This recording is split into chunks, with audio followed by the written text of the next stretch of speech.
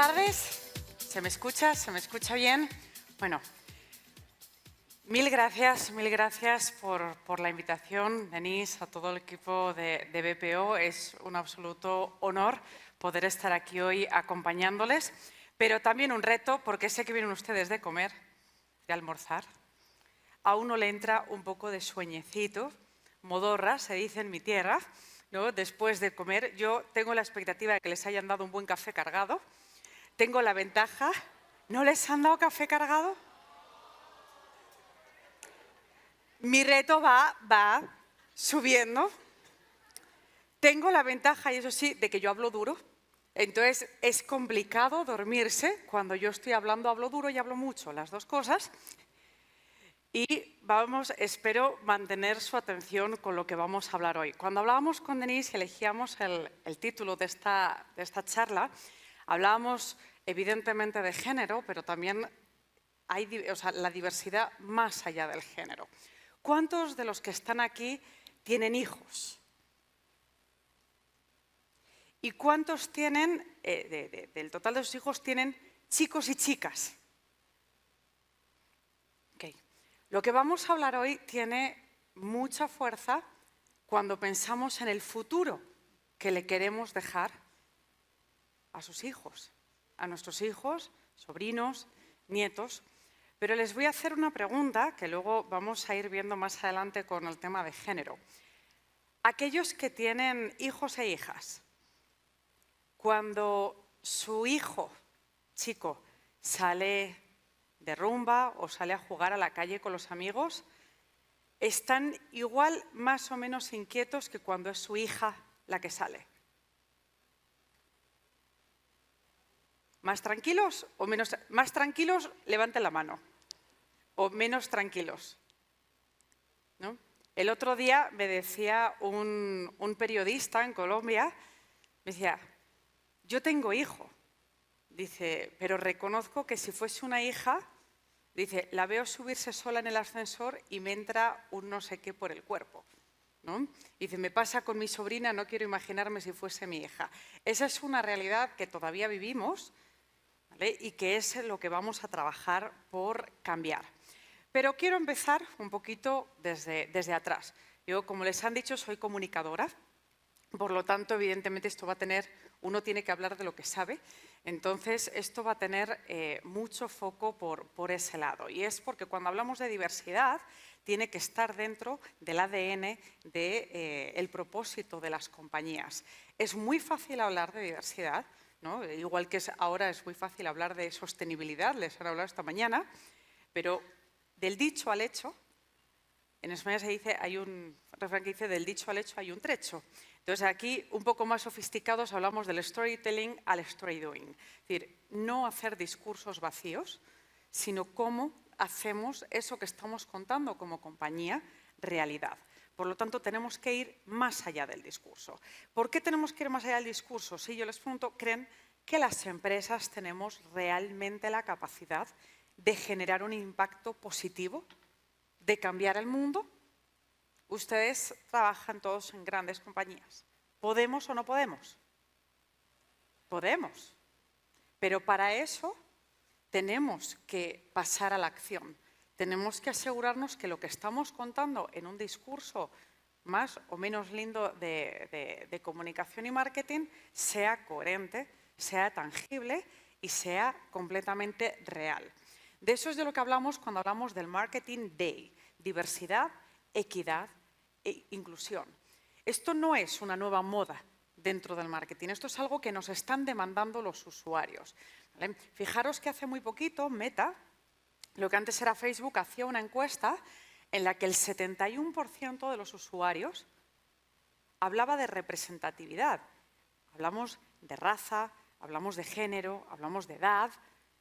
Los usuarios decían que quieren verse representados en las compañías, dentro y fuera, en sus campañas de marketing. Y de hecho, un 49% decía que era un driver de compra verse representado en la publicidad o en el marketing que hace una marca. Por lo tanto, no es una moda, es algo que ya la sociedad nos obliga a tener y que forma parte de la reputación. Cuando hablamos de la reputación de una compañía, muchas veces es algo que se queda, que suena un poquito de alguna forma humo, ¿no? Es decir, uno habla de reputación y sobre todo en determinados ámbitos, con el equipo financiero muchas veces, con el equipo de gestión, nos cuesta explicar por qué vamos a invertir en esto, por qué vamos a invertir en determinadas áreas como puede ser la comunicación interna, como puede ser toda la parte de sostenibilidad, propósito, en este caso el Marketing Day. ¿Por qué lo haríamos? La reputación es ese intangible que no sabemos lo que nos cuesta hasta que la perdemos. Y cuando la perdemos, el valor de recuperarlo es muchísimo más alto que el valor de haberla cuidado y haberla protegido. ¿No? Fijaros, y os pongo un ejemplo que quizás es muy grande, pero prácticamente se podría trasladar a cualquier escala de compañía. ¿Recordáis la crisis de Volkswagen con los motores y las emisiones? Esa crisis le costó a Volkswagen 16.000 millones de dólares en 24 horas. Ese es el coste de la reputación. Fijaros que hablamos de que marcas como Coca-Cola, la marca le suma más de un 40% al valor de la compañía. Si yo cogiese la compañía y le quitase la marca, vale unos cuantos ceros menos que si se lo pongo. Por lo tanto, mi reputación tiene un valor, pero además tenemos grandes instituciones como puede ser el Banco Mundial, el Fondo Monetario Internacional, diversos estudios que ya señalan que la reputación y los intangibles de una compañía cotizada representan más del 65% del valor de esa compañía. Por lo tanto, importa y mucho, pero importa no que tengamos una campaña preciosa y un discurso vacío. Lo que importa es que lo que estamos diciendo lo hagamos realidad.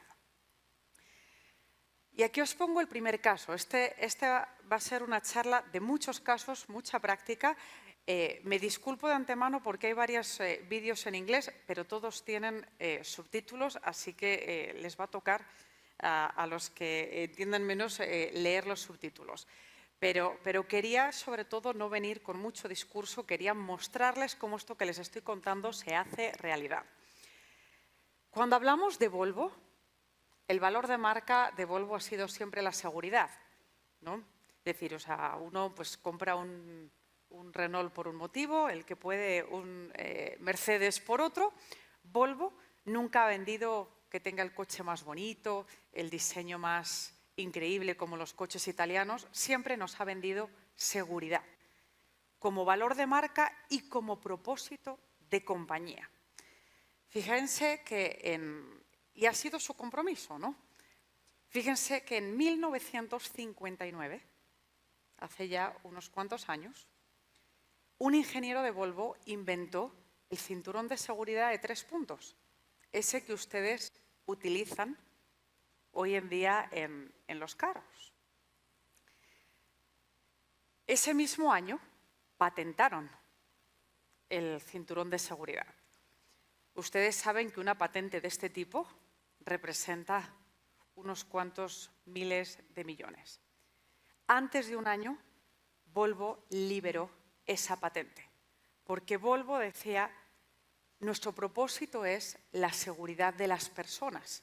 No puede ser solo de las personas que conducen un Volvo. Tiene que ser la seguridad de todo el mundo para que nuestro propósito sea real. Liberaron la patente. ¿Se imaginan muchas empresas haciendo esto? Porque las hay, menos de las que nos gustaría, pero más de las que pensamos. Por lo tanto, este fue el primer paso. Pero les hablaba de 1959. ¿En qué está Volvo ahora? Porque todo evoluciona. Se pueden imaginar que en 1959 no había mucha gente hablando de género, ¿no? No era exactamente un Les voy a poner el primer proyecto y lo comentamos. Women are 71% more likely to be injured in a car crash and 17% more likely to die. The reason? most cars are tested on male crash test dummies.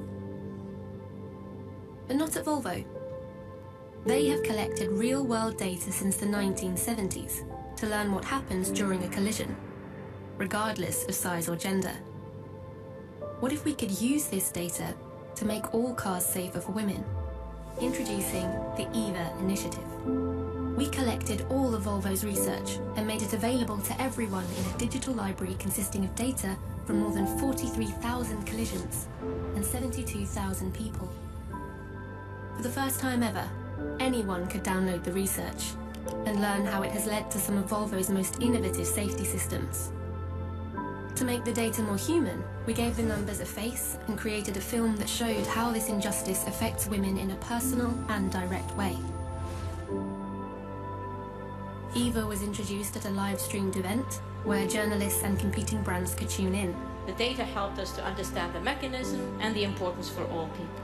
And we want the rest of the industry to do the same. Then we launched a global campaign across a wide range of media. The initiative quickly became news and sparked a global conversation about equal road safety. Event kind of whiplash and injuries like this, but also they're not just keeping the data for themselves. This data and analysis that they've done is also on their website, so it's open to all car manufacturers to kind of improve safety for women in particular.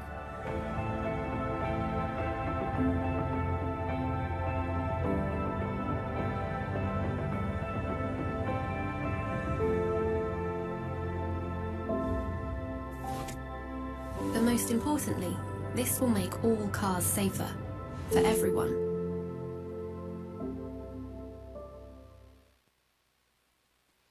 Como os decía, Volvo no se quedó en 1959. Ha ido evolucionando, ha ido escuchando al mercado y una vez más se dieron cuenta de que los coches eran menos seguros para las mujeres.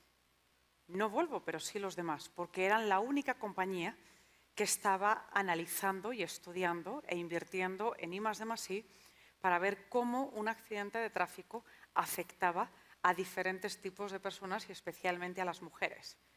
Cuando analizaron esto, decidieron liberar la investigación de más de 50 años para que todas las marcas pudiesen aplicar este conocimiento y asegurarnos de que los coches eran igualmente seguros para las mujeres. Por lo tanto, esto es propósito, con coherencia, de forma tangible y de forma real. Estoy cumpliendo. Si hablo de seguridad para todos, ese todos incluye toda la diversidad de las personas. Y hablando de lo mismo, os pongo la siguiente campaña y la comentamos.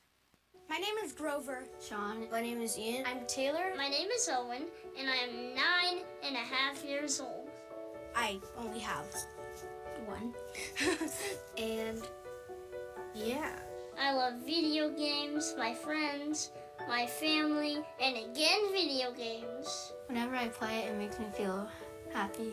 The fun that you get to have with connecting with your friends. Do you make your own rules? It's his way of interacting with his friends when he can't physically otherwise do it. When I'm playing with a regular controller, there's some things that don't work for me. It's difficult for me to use both joysticks and the D-pad at the exact same time. And it just slowed me down a bunch more while other people were like...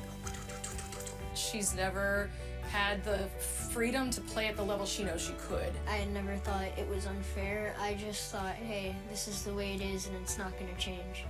What I like about the adaptive controller is that now everyone can play. I don't even have to look at the controller and just be like looking at the screen like, hey, yeah. You never want your kid to feel like an outsider or an other. One of the biggest fears early on is, how will Owen be viewed by the other kids? He's not different when he plays. It's a little challenging, but that's the whole point of gaming. I can hit the buttons just as fast as they can. And I think I can crush my friends. No matter how your body is or how fast you are, you can play. It's a really good thing to have in this world.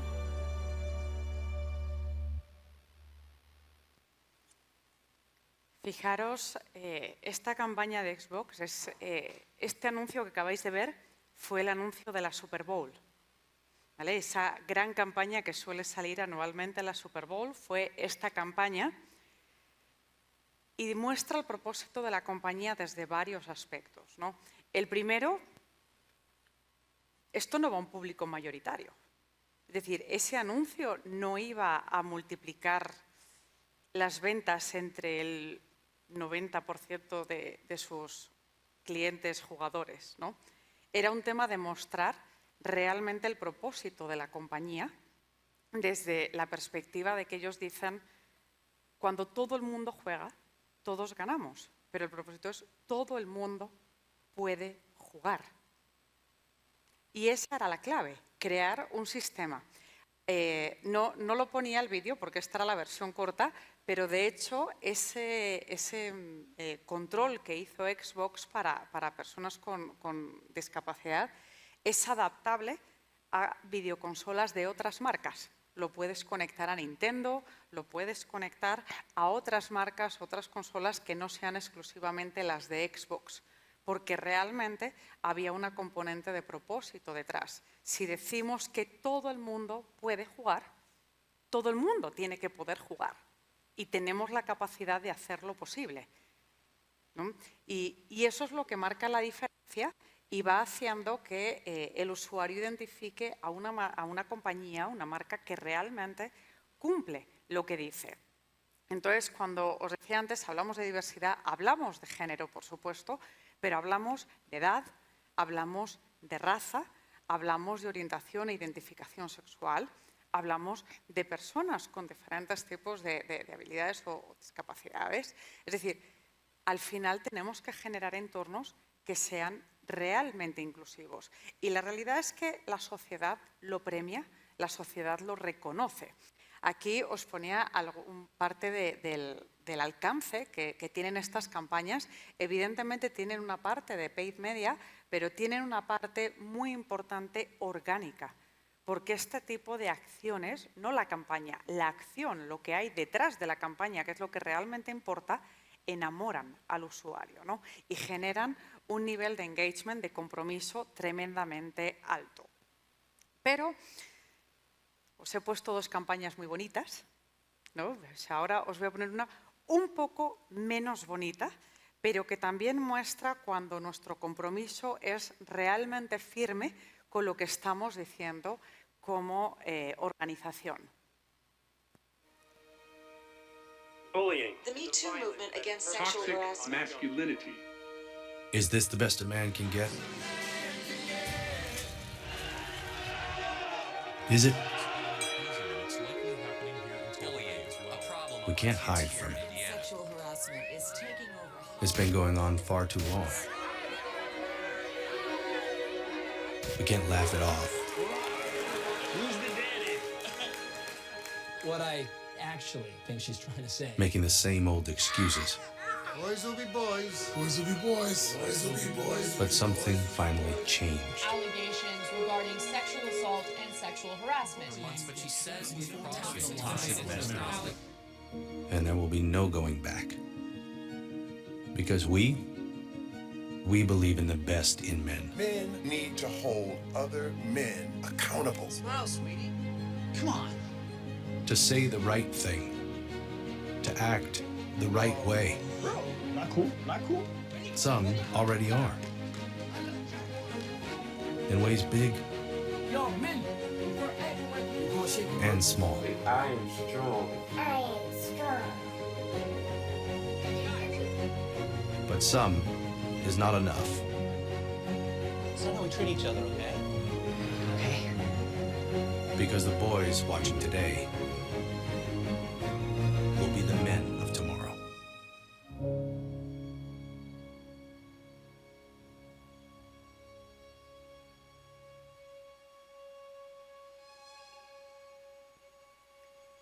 Esta es una de las campañas más polémicas que podéis encontrar probablemente en los últimos 10 años de marketing, ¿no? Es una campaña que le costó mucho a Gillette, y cuando hablo de mucho no hablo de lo que costó la campaña, sino de lo que vino después. Fue una campaña que hizo que una parte de sus públicos se sintiesen atacados, cuestionados, diciendo, pues ahora parece que es que todos los hombres somos malos. Y lo que Gillette buscaba era poner en evidencia que el machismo no afecta solo a las mujeres, afecta a los hombres desde la perspectiva de que se les obliga también a cumplir un determinado tipo de rol, ¿no? Está mal que un hombre muestre sus emociones, tiene el rol del proveedor, del que tiene determinado tipo de obligaciones en casa.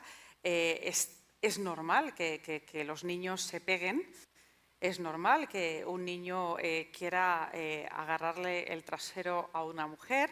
Es decir, se normaliza esa masculinidad tóxica, ¿no? Que es un poco el eje de esta campaña. Como os decía, esta fue una campaña que generó una cantidad de críticas brutal. Aquí os ponía algunos ejemplos de influencers, de gente que escribió un titular de medios, y ahora YouTube ha ocultado los me gusta, pero la realidad es que cuando podías ver, hay varios vídeos colgados de esta campaña en YouTube, y podías ver que los dislikes ganaban ampliamente a los likes, ¿no? Y fue una campaña, como os digo, o sea, costó plata, pero no lo que costó la campaña, sino el impacto que tuvo después. A pesar de eso, Gillette se mantuvo. Y Gillette dijo, quizás esta campaña ahora nos están criticando, pero se va a acabar entendiendo, porque realmente creemos lo que decimos en ese vídeo. Creemos que si nuestro eslogan era el mejor hombre que puede ser, realmente tenemos que abogar por el mejor hombre que uno puede ser. Y no es ese hombre que anima a los niños a pegarse o que lo considera normal, sino todo lo contrario, ¿no? Lo que veíamos en la segunda parte. Con el tiempo, Gillette tenía razón y empezó a cambiar la mentalidad social, ¿no? Y empezó a cambiar, fijaros este titular del País en España. Esto es un columnista que tiene pues, una llegada importante y decía, si como hombre te ofende el anuncio de Gillette, tienes un problema, porque te estás identificando con la peor parte del anuncio, porque si tú no te actúas así, no te das por aludido. Por lo tanto, fue una batalla que una marca masculina, cuyo público es absolutamente masculino, defendiese una postura así, fue completamente disruptivo. Como digo, ha ido recuperando. Hoy en día se entiende mucho mejor esta campaña que cuando salió, pero les dio duro. Y a pesar de eso, la compañía se mantuvo, defendió su posición y dijo, estos son nuestros principios, este es nuestro propósito, esto es lo que nosotros defendemos y, por lo tanto, no hay nada de lo que echarse atrás, no hay nada que tengamos que corregir. Entonces, esto les repercutió hacia afuera, pero les generó un nivel de engagement interno tremendo, ¿no? Entonces, al final, cuando uno se alinea con su propósito de manera real, cuando uno lo traslada a sus diferentes públicos, rara vez pierde, aunque los números inicialmente nos hagan pensar algo diferente. Fijaros aquí cómo han ido cambiando las tendencias, ¿no? Y hoy hablamos ya de unas cifras y se sigue, aunque no lo creáis, ya tiene unos años y de vez en cuando vuelve a reactivarse la conversación en torno a esta campaña, porque todavía es difícil hablar de la masculinidad tóxica. Y fijaros que ya aquí tenemos a mucha gente diciendo, bien hecho, hacía falta que alguien saliese a decir esto en voz alta, ¿no? Por lo tanto, han ido cambiando las tendencias, también la sociedad en ese sentido va avanzando. Y con esto nos vamos metiendo un poquito más en los temas de género por los estereotipos. Yo sé que hay estereotipos que van muy culturalmente con cada país, pero también hay algunos que son generales, ¿no? Yo tengo tendencia a hacer una broma cuando hablo con mi equipo, que digo, esto es, no sé si es muy español, pero decimos cuando alguien dice me estoy haciendo la tonta, decimos me estoy haciendo la rubia, ¿no? Esto viene muy de la anterior etapa de Barbie, ¿no? No de la actual, pero de la anterior. Me estoy haciendo la rubia. Y yo no soy rubia, pero pelirroja, así que creo que puedo usarlo. Este tipo de estereotipos, que una cosa entra en una parte de humor, pero hay otra parte que influye mucho en los roles de género, que influye mucho en cómo funcionamos y en la neuroprogramática, ¿no? Es decir, en cómo nuestra cabeza piensa y cómo lo que decimos acaba estando interiorizado en nuestra mente, ¿no? Y esto entra en pareces una chica, ¿no? ¿No os ha pasado que un amigo vuestro rompe con su novia y está el pobre destrozado y los amigos le dicen, bueno, ya, ¿no? Deja ya el drama, que pareces una chica, ¿no? ¿Lo habéis escuchado o no? Sí, ¿no? Y en determinadas cosas. Entonces, vamos a hablar de qué significa hacer las cosas como una chica.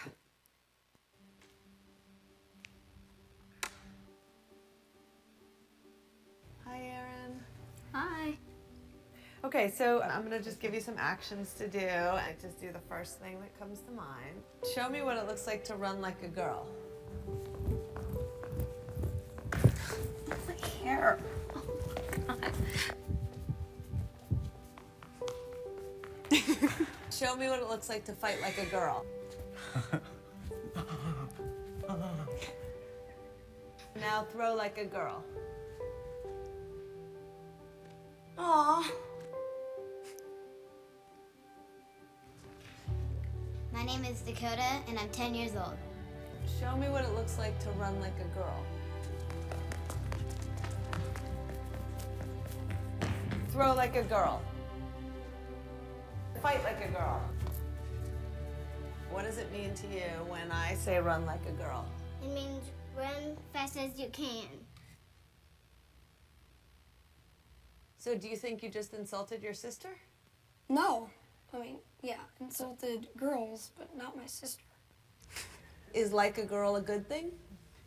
Actually, I don't know if it's a bad thing or a good thing. It sounds like a bad thing. It sounds like you're trying to humiliate someone. So when they're in that vulnerable time between 10 and 12, how do you think it affects them when somebody uses like a girl as an insult? I think it definitely drops their self-confidence and really puts them down, because during that time they're already trying to figure themselves out, and when somebody says you hit like a girl, it's like, well, what does that mean? Because they think they're a strong person. It's kind of like telling them that they're weak and they're not as good as them. And what advice do you have to young girls who are told they run like a girl, kick like a girl, hit like a girl, swing like a girl? Keep doing it, because it's working. If somebody else says that running like a girl or kicking like a girl or shooting like a girl is something that you shouldn't be doing, that's their problem. Because if you're still scoring and you're still getting to the ball on time and you're still being first, you're doing it right. Doesn't matter what they say. I mean, yes, I kick like a girl and I swim like a girl and I walk like a girl and I wake up in the morning like a girl because I am a girl. And that's not something that I should be ashamed of. So I'm gonna do it anyway. That's what they should do. If I asked you to run like a girl now, would you do it differently? I would run like myself. Would you like a chance to redo it? Yeah.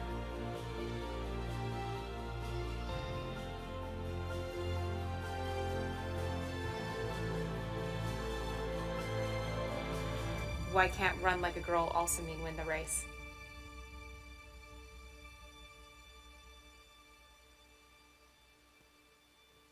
Bueno, un aplauso para las niñas.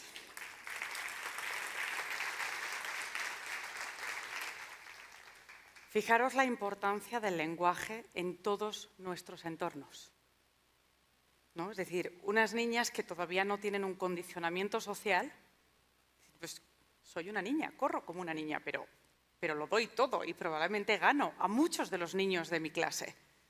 Pero con los años, correr o nadar, o pegar, o golpear como una niña, empieza a tener una connotación peyorativa. Empieza a tener una connotación que implica debilidad, que implica no ser lo suficientemente bueno, que implica no estar a la altura. Por lo tanto, cambia completamente el significado. Y de repente no estás muy seguro de si hacer algo como una niña es bueno o malo, pero ya, soy una niña, soy una chica, o sea, ¿cómo lo voy a hacer si no? ¿No?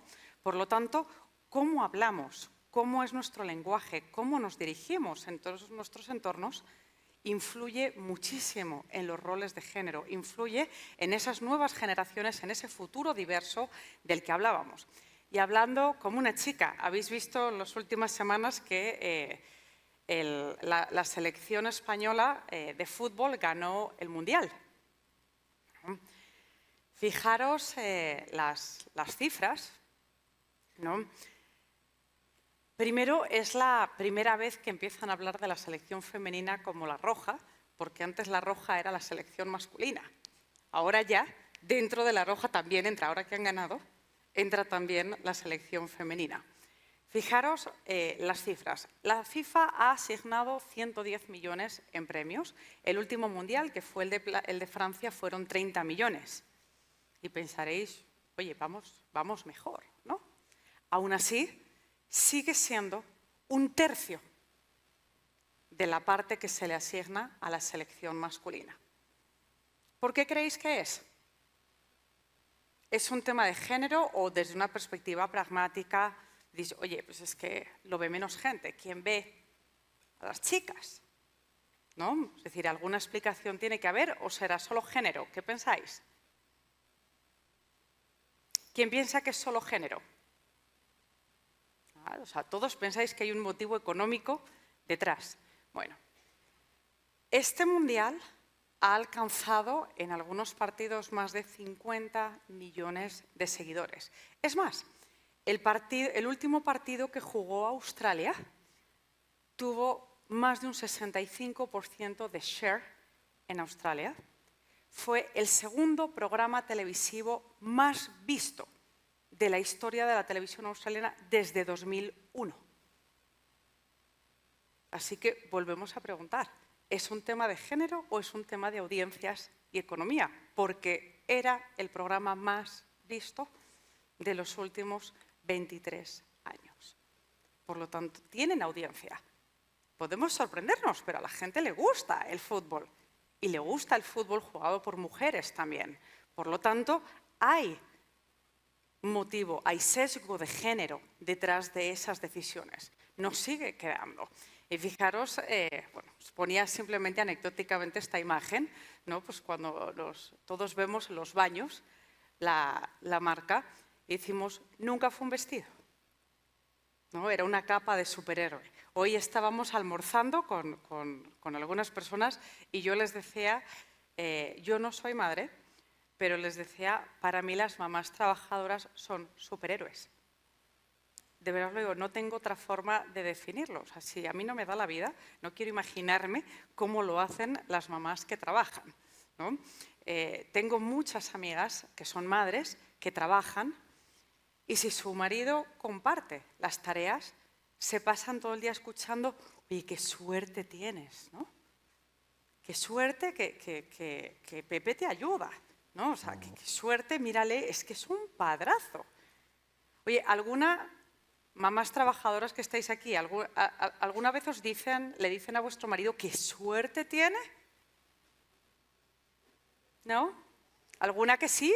Oye, tenemos una. Oye, siempre hay. Felicidades. Felicidades porque eso es buena noticia. Por algo tenemos que empezar. Pero al final esta es una realidad.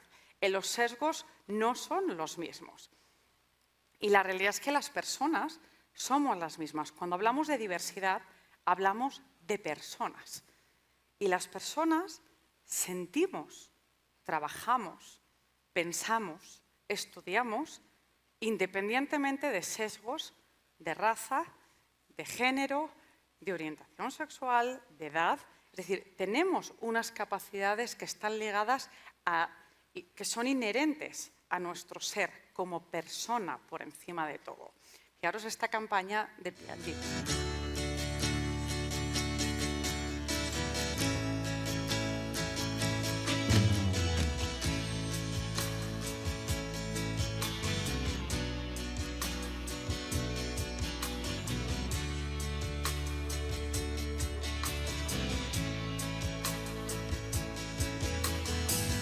25 years and my life is still trying to get up that great big hill of hope for a destination. I realized quickly when I knew I should that the world was made up of this brotherhood of man, for whatever that means. Into a crisis times when I'm lying in bed just to get it all out what's in my head. And I am feeling a little peculiar. Into a wicked morning and I step outside and I take a deep breath and I get real high and I scream from the top of my lungs, what's going on? And I say,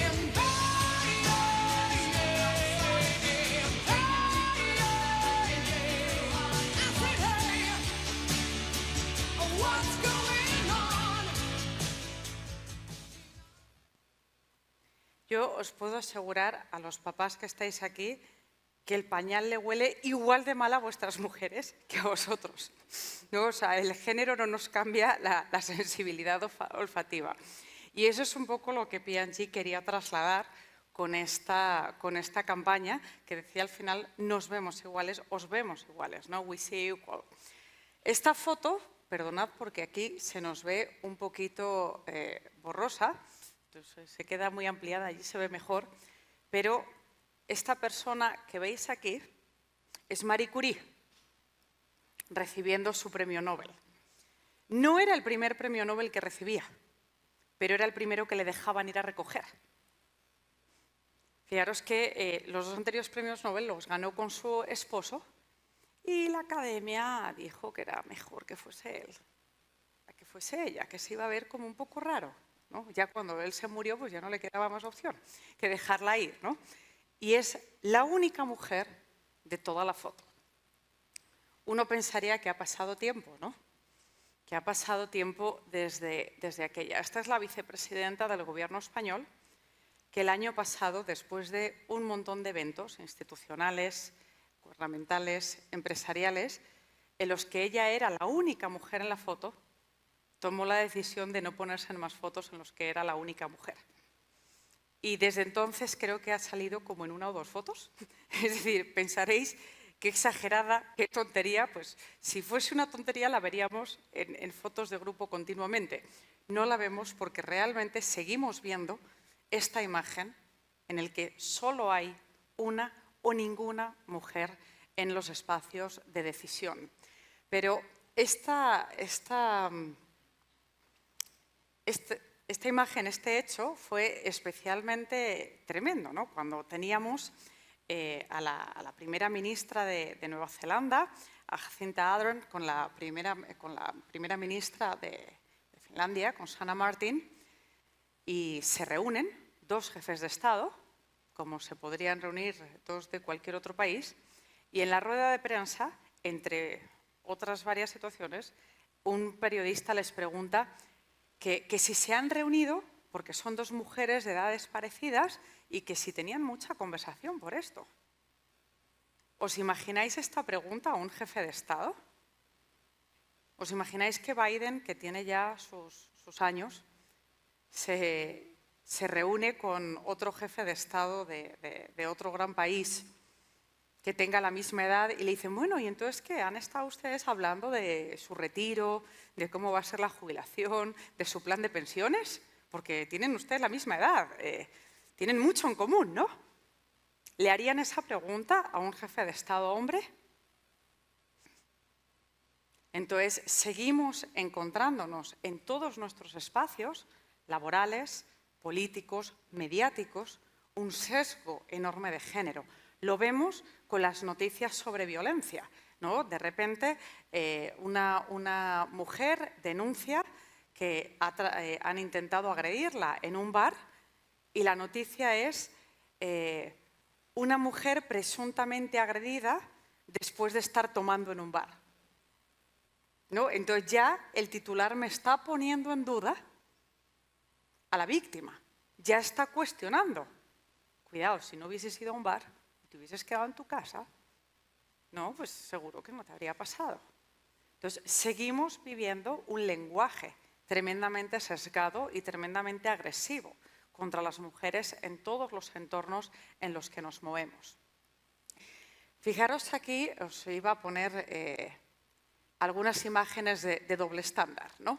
Y esto, por desgracia, y vosotros que trabajáis en el entorno de recursos humanos, lo vivimos todavía, ¿no? Es decir, oye, tiene un mal día, pero todavía escuchamos el comentario de uy, ¿ha visto a Pepita hoy cómo estaba? Seguro que es que estaba en sus días, ¿no? Qué desagradable, pero lo encontramos. ¿Esto se le plantearía a un hombre? Nunca. Nos pasa con la imagen, ¿no? Es decir, o sea, un hombre llega a sus 50 y se ha echado un poco de barriguita o se ha quedado un poco calvo, tiene el pelo gris, entra dentro de lo normal. Os diría que para mucha gente lo calificaría de madurito atractivo, ¿no? A lo George Clooney. George Clooney nos ha metido en la cabeza este concepto, pero cuidado con que las mujeres nos dejemos el pelo gris, ¿no? Porque entonces nos vemos viejas, nos vemos mayores. Oye, es que no te cuidas, ¿no? Porque que no te tiñes el pelo, no te cuidas. ¿Qué te pasa? ¿Te has dejado? ¿No? Es decir, el doble estándar cambia. Y lo mismo, tenemos una discusión acalorada en la oficina, ¿no? Y dos hombres discuten y dicen, oh, bueno, se puso aquello un poco tenso, ¿no? Pero vemos a dos mujeres y dicen, uy, que ya sabemos que las mujeres trabajando juntas, uy, ¿no? Qué complejo. Todo esto son estereotipos. Todo esto son estereotipos completamente, por desgracia, aceptados socialmente, interiorizados y normalizados. De forma que muchas veces incluso las mujeres escuchamos estos comentarios y no reaccionamos porque lo hemos normalizado. Y no es normal. Ni es normal, ni es cierto. Lo mismo nos pasa en el entorno familiar, como os decía, ¿no? Es decir, un papá que llega temprano a casa y le dedica a leerle tiempo, a leerle un cuento a sus hijos, ¡wow! Es un super papá, ¿eh? Es espectacular, imagínate. Ha llegado pronto, ya se acaba ahí un ratito para leerle un cuento. Pero si lo hace la mamá, es lo normal. ¿A quién le sorprende? ¿A algunos sorprende ver a una mamá acostando a los niños?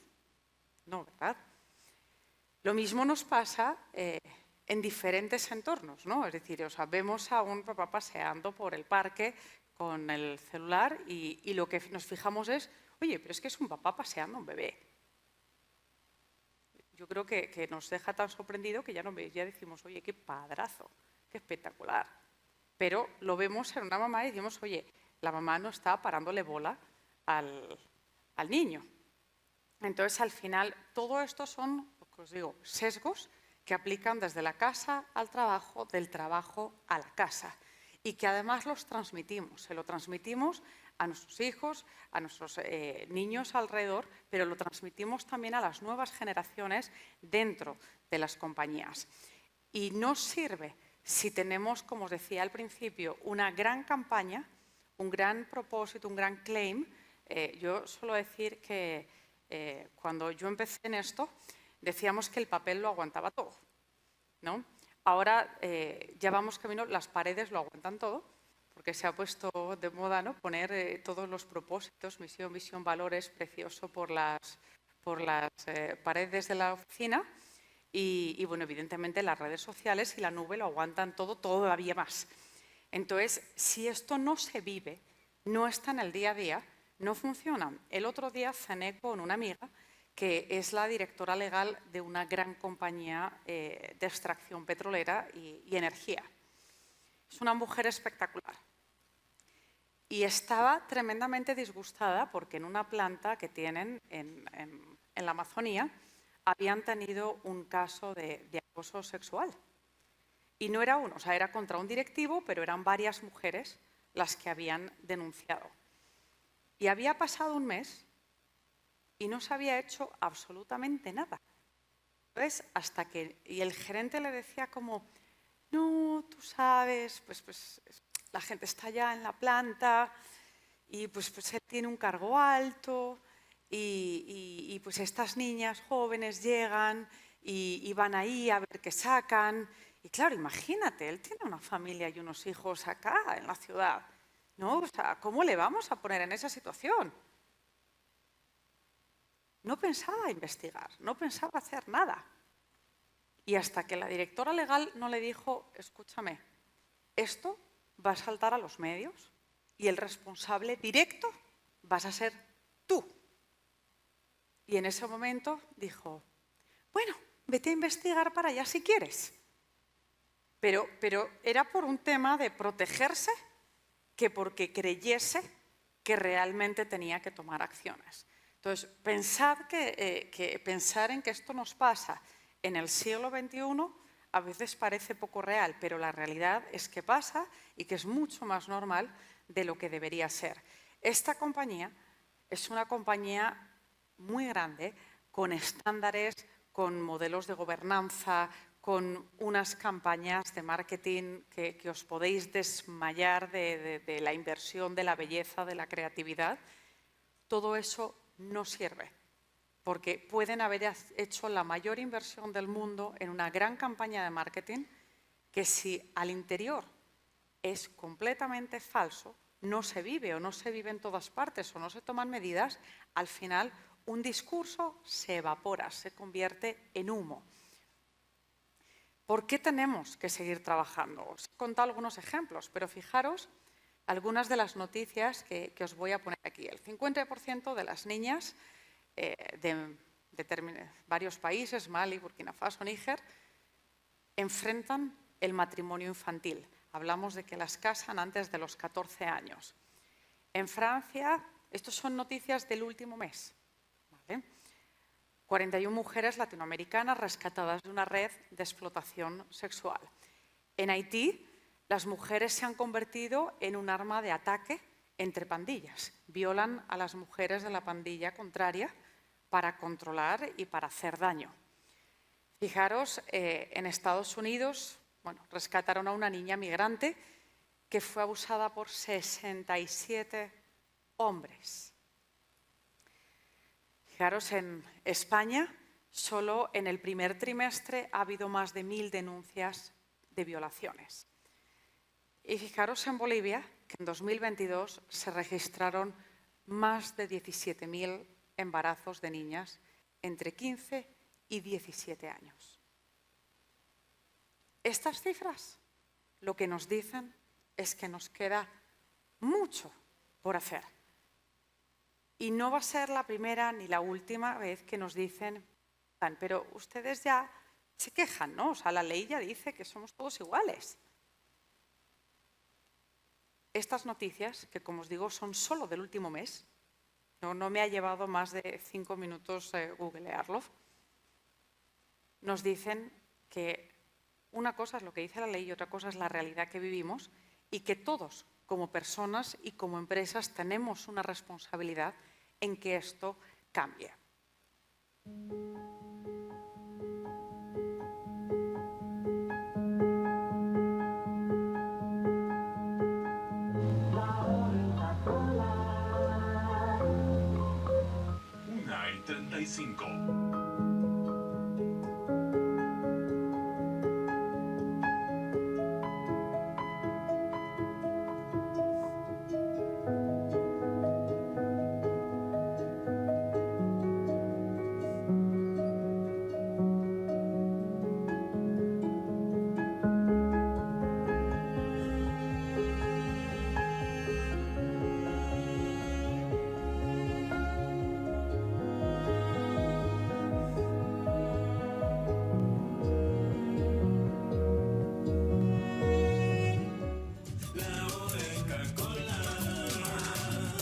8:50. Y solo 8 de cada 50 mujeres mayores de 15 años acceden a educación secundaria.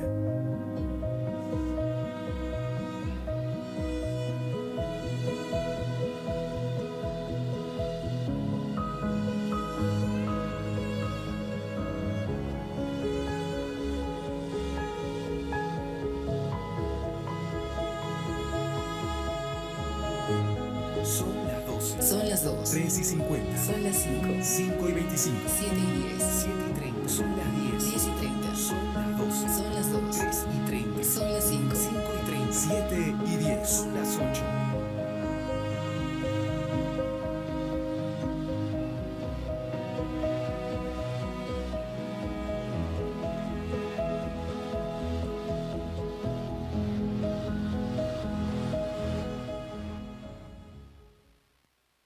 Esta fue una campaña que hizo Inca Kola en Perú por el Día Internacional de la Mujer. Inca Kola tradicionalmente ha patrocinado la hora en los diferentes espacios mediáticos y aprovecharon ese patrocinio. Pero fijaros que en un día pudieron dar 1.440 estadísticas, 1.440 datos de inequidad. En un día. 1.440, que se dice tremendamente rápido. Entonces, con la campaña de Inca Kola volvía al inicio a la diversidad, equidad e inclusión. ¿Por qué? Porque es necesario que seamos conscientes como compañías, es necesario que nuestra comunicación, os lo decía antes, la forma en la que nos expresamos, en la que nos dirigimos a todos nuestros públicos, dentro y fuera, tenga en cuenta todos estos ejes y seamos capaces de pensar que las personas son lo que importan por delante de todo y vayamos apartando estereotipos y vayamos trabajando por una inclusión que sea completamente real, que no sea un discurso, que no sea una campaña preciosa, aunque es maravilloso hacer campañas como estas, pero que esa campaña sea porque realmente creemos lo que estamos contando. Entonces decía el Marketing Day, diversidad, equidad e inclusión, se basa en la coherencia, en la consistencia, en la tangibilidad. No sirve de nada contar algo que realmente no estoy haciendo o no voy a hacer. ¿Cómo lo logro? Evidentemente con escucha activa, con diálogo. Esto no se trata solo de lo que yo quiero contarle al mundo. También tengo que tener en cuenta qué es lo que el mundo necesita y quiere saber de mí. Necesito que exista un diálogo social que parte de esa escucha y evidentemente necesito mucha empatía. Es muy difícil conectar si no hay empatía y desde cualquier tipo de comunicación, y ustedes trabajan en talento humano, la comunicación es un eje absolutamente fundamental en lo que hacen para cualquiera de los que trabajamos con personas, es un eje absolutamente esencial y transversal. Si no tenemos la capacidad de ponernos en la piel de los demás, es tremendamente complicado que logremos esa conexión y que logremos una efectividad de aquello que queremos contar. Dicho esto, termino con un punto más y es muy ligado a estas estadísticas que han visto y son las cuotas. ¿Cuántos de los que están aquí están a favor de las cuotas? Nadie está a favor de las cuotas. Bueno, allí tengo ya un fan de las cuotas, bien. Sin regulación y sin cuotas y sin que a determinado tipo de empresas les impongan tener mujeres en sus espacios de decisión, ¿cuántos creéis que vamos a lograr que existan mujeres en un corto plazo en esos espacios de decisión?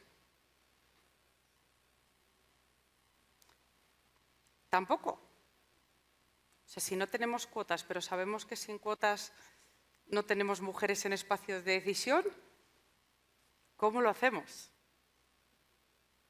Esta es una reflexión importante, porque el debate y lo que más vais a escuchar es, oye, es que las cuotas implican, este es mi argumento favorito, Las cuotas implican que a una mujer le dan un puesto por ser mujer y no porque merezca ese puesto. ¿Cuántos pensáis que esto es así? ¿O cuántos lo habéis escuchado? Porque es el argumento estrella frente al tema de cuotas, ¿no?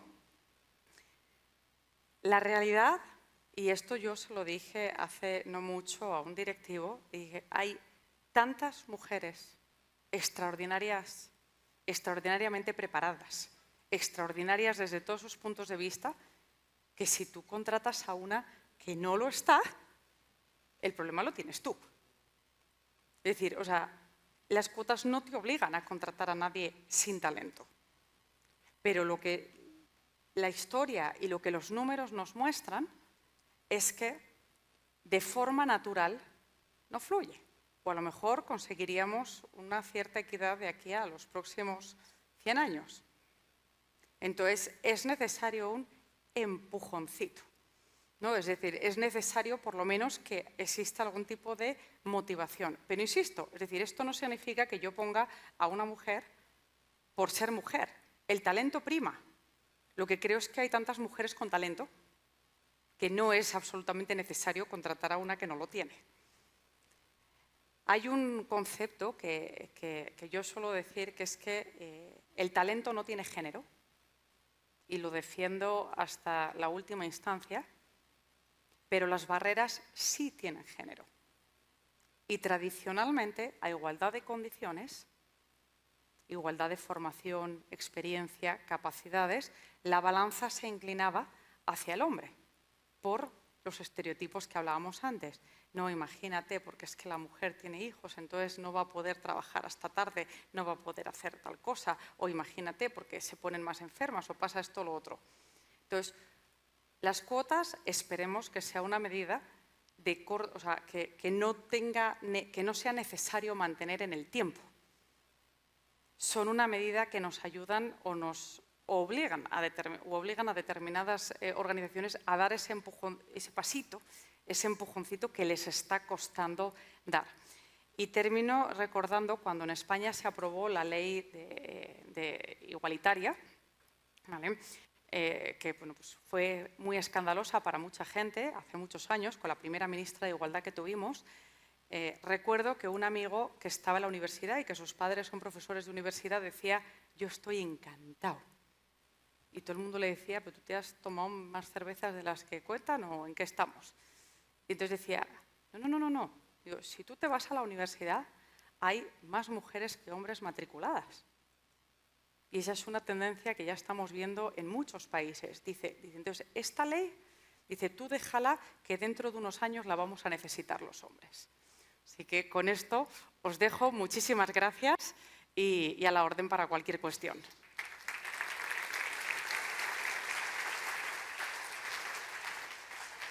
Muchísimas gracias. Qué enriquecedora. Por favor, quédese en el centro. Qué enriquecedora realmente estuvo la disertación. Seguramente hemos quedado muchos sorprendidos con las estadísticas y con la forma de cómo todos podemos generar un cambio.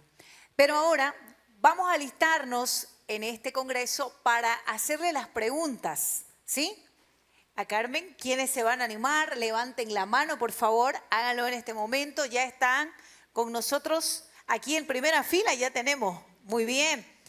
Se identifica, por favor, su nombre, a quién representa y la pregunta. Gracias.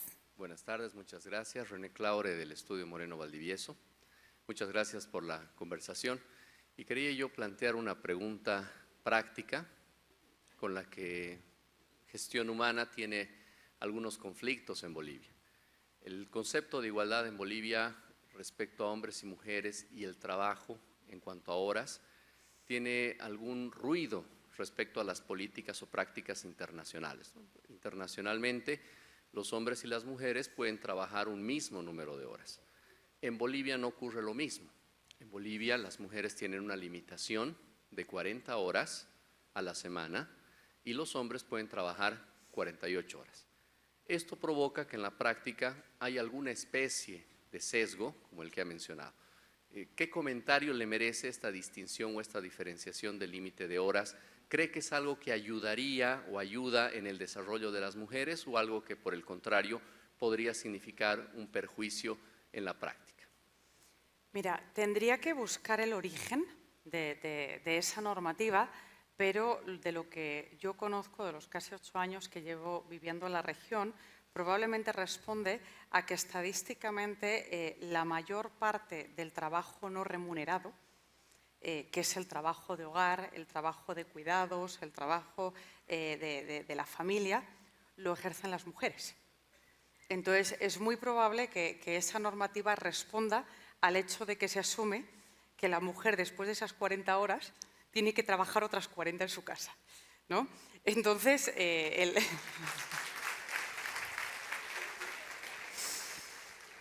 Entonces, al final, evidentemente, son políticas de discriminación positiva que habría que ver estudios, cifras, para saber cuán efectivas son.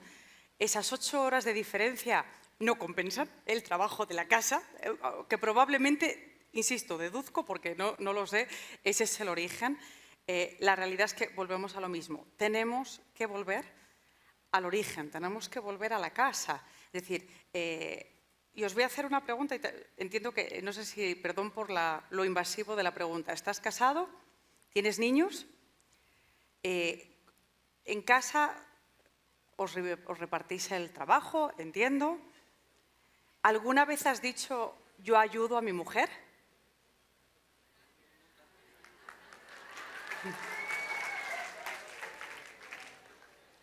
La pregunta es, la palabra clave es la palabra ayudo. Yo tengo un compañero de trabajo que hablábamos hace no mucho y me decía, pues, tiene varios hijos, entonces su mujer está en la casa, también trabaja unas horas y entonces me decía, entre semana tenemos una persona que nos ayuda y los fines de semana pues mi mujer hace y yo le ayudo. Yo le dije, ¿tú le ayudas? ¿Por qué? No, pues porque yo le ayudo, o sea, yo me levanto, hago la cama de los niños, les pongo el desayuno. Le dije, pero esa no es tu obligación. Bueno, sí, entonces no la ayudas. ¿Tú me entiendes? Le dije, no, cuidado. Y vuelvo a lo que os decía antes, el lenguaje importa mucho. Cuando yo te digo te estoy ayudando, eso lleva implícito que la responsabilidad es tuya y que yo, en un acto de generosidad, te ayudo con tu responsabilidad, con tu carga. Por lo tanto, a todos los hombres y papás que estáis aquí, no ayudáis. Hacéis lo que tenéis que hacer, los que lo hagáis. Muchísimas gracias.